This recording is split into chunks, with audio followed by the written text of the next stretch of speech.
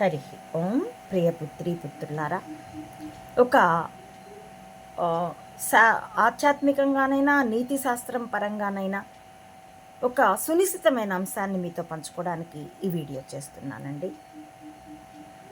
న్యాయం చట్టాల్లో ఉంటుంది, ధర్మం హృదయంలో ఉంటుంది, మానవ హృదయంలో ఉంటుంది. హృదయే అర్జున తిష్టతి అని ఎవరి హృదయాల్లో కృష్ణుడు తిష్ట వేసి ఉంటాడో ఆ కృష్ణుడిని, నేను కృష్ణుడు అంటే మరొకడు క్రీస్తు అనవచ్చు, మరొకడు అల్లాహ్ అనవచ్చు, ఇంకొకడు ఇంకో పేరు అనవచ్చు.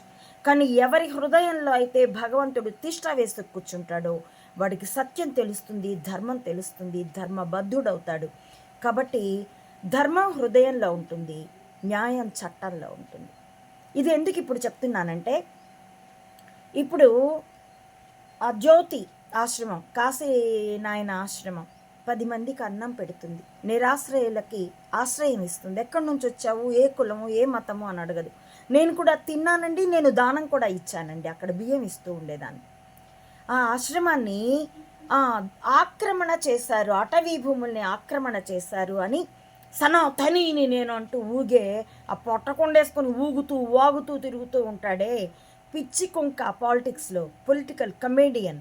ఆ పీకే ఆధ్వర్యంలో ఉన్నటువంటి అటవీ శాఖ బద్దలు కొడుతుంది. ఇప్పుడు ఒక్క విషయం అడుగుతానండి, నిజమే వాళ్ళ అటవీ భూమిని ఆక్రమణ చేశారు, రెగ్యులరైజ్ చేయొచ్చు కదా. హైదరాబాద్లో నాలాల్లో, చెరువుల్లో నిర్మించిన భవనాలను ఇప్పుడైతే హైడ్రాతో తొలగిస్తున్నారేమో కానీ ఇంతకు ముందైతే రెగ్యులరైజ్ చేశారుగా. ఇక్కడైతే ఇంకా ఇతర వీళ్ళకేమి వేల ఎకరాల ఉన్నటువంటి అడవిలో వీళ్ళేమి 100 ఎకరాలు ఆక్రమించాల, మహా అయితే 1 ఎకరం ఆక్రమించుంటారేమో.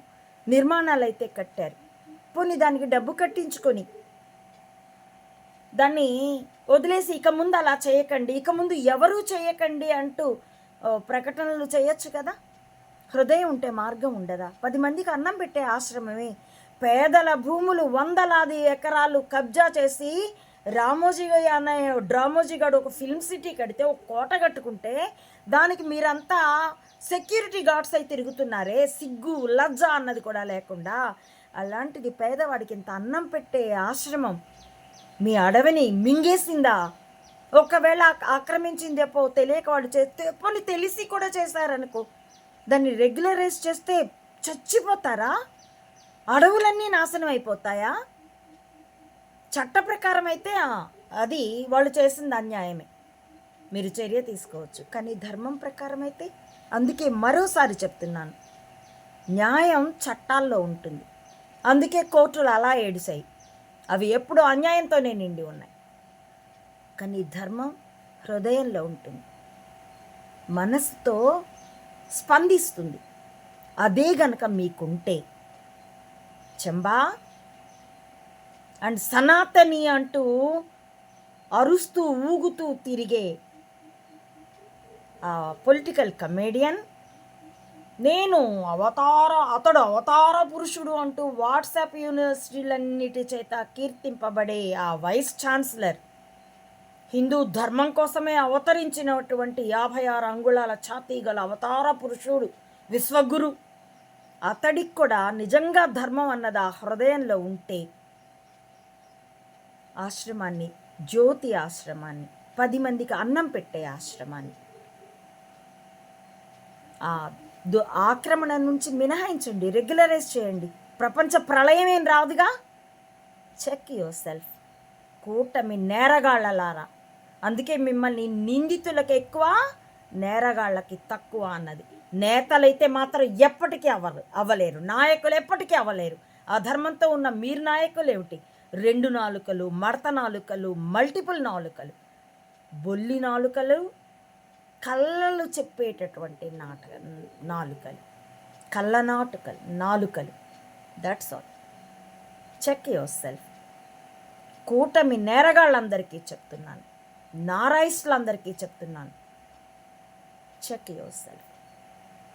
అధర్మాన్ని రక్షిస్తే అది భక్షించి తీరుతుంది, ధర్మాన్ని రక్షిస్తే అది రక్షించి తీరుతుంది. నేను ధర్మాన్ని రక్షించాను కాబట్టే ఒక గూఢచర్య వలయం మరి నా మాన ప్రాణాలని కాపాడింది, ఈనాటికి కాపాడుతూనే ఉంది.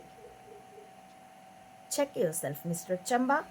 Check yourself, Mr. Naraist, to use your tongue, the language, and the fingers on the keyboard. Otherwise, మీ గోడలు జారుతాయి, మీ చెంబా గోడలు కూడా జారుతాయి. డ్రమ్మజీ గోడలు జారి జారి 16 ఏళ్ళు తీసుకు భయపడుతూ చస్తూ బ్రతుకుతూ చస్తూ చచ్చాడు ఈ మధ్యనే. కాబట్టి పరిశీలించి చూసుకోండి. ఇష్టానుసారం చేయడానికి రోజులు డ్రామోజీవి కావురా అది. వాడి స్పైయింగ్ పట్టుబడి 32 ఏళ్ళయింది. మెదళ్ళే ఆయుధాలుగా యుద్ధం ప్రారంభమయ్యి ఇప్పుడు గట్టిపడి. కాబట్టి it's up to you, that's all. Hari Om. ప్రియపుత్రి పుత్రులారా, నా ఈ వీడియోల కంటెంట్ మీకు నచ్చితే please like, share and recommend my channel to others as well. Subscribe it. Please support Ammavudi Mata Anantananda to spread the truth of either spying or spirituality up to the roots of this society. As well, support me financially also to win this war with wisdom as weapon. www. భావి తరాల సుందర భవిష్యత్తు కోసం ఇప్పుడు మెదళ్ళే ఆయుధాలుగా యుద్ధంలో పాలు పంచుకోవాల్సిందిగా కులమతాలకి రాజకీయాలకి అతీతంగా సామాన్యులందరినీ స్వాగతిస్తున్నాను. Thank you for watching.